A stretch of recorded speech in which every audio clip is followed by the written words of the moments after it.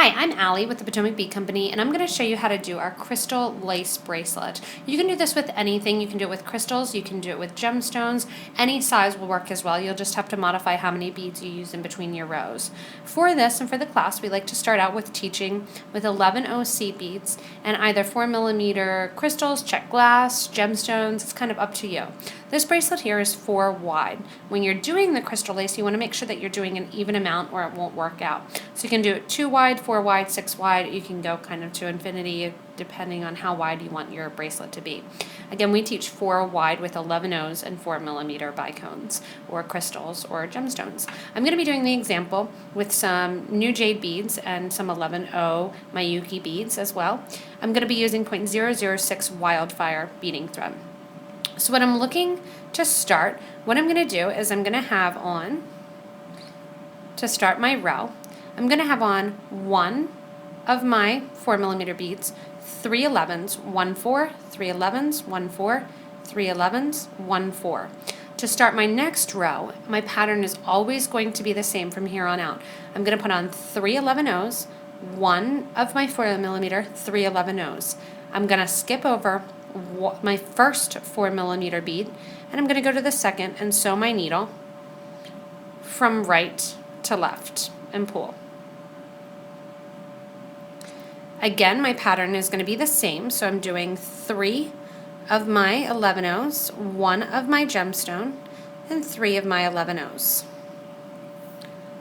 I'm going to skip 1 of my gemstones and go back through the second one. And you'll quickly start to see this bracelet take shape. And here's my pattern. Again, go on 3 of your 11Os, 1 of your gemstone, 3 11Os, and what I'm going to do is I'm going to skip the first gemstone and sew through the second gemstone.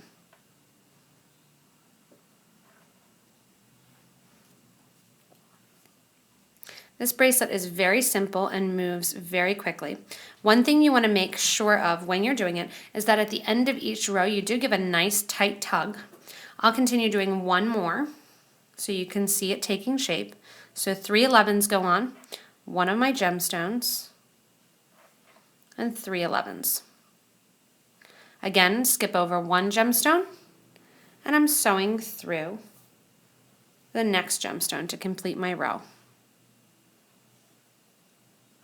So this bracelet is going to constantly zigzag back and forth with your needle going from left to right, one direction, and then right to left. Here's where at the end of my row, I do want to give it a nice tight pull because what that's going to do is tighten up your thread since it's just zigzagging back and forth. As you build, you'll start to notice more of that V shape as you add your rows. So hopefully you have fun with this crystal lace. It moves very, very quickly. You want to leave enough thread at the beginning to go back and add some clasps to the end. If you're unsure how to put a clasp on, what you can do is check out some of our other videos online. Also, a simple way to do it is to knot off the end, and you can just use some jump rings and attach your clasp to it. So if you're not sure how to do some seed beading rings, check out our other videos, or you can attach a simple clasp.